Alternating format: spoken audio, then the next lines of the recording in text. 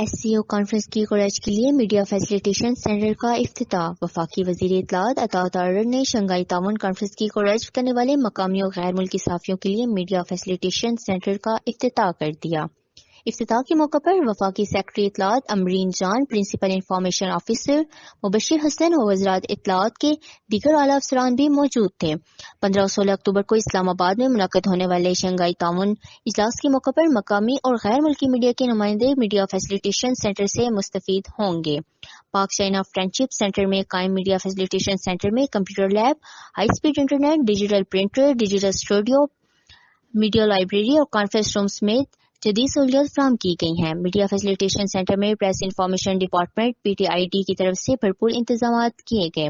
Directorate of electronic media and publications کی جانب سے میڈیا فیسیلیٹیشن سینٹر میں ڈیجیٹل لائبریری بھی قائم کی گئی۔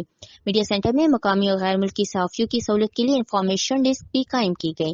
سینٹر میں ایس سی او کانفرنس کی کوریج کرنے والے صحافیوں کے لیے 24 گھنٹے سہولیات دستیاب ہوں گی۔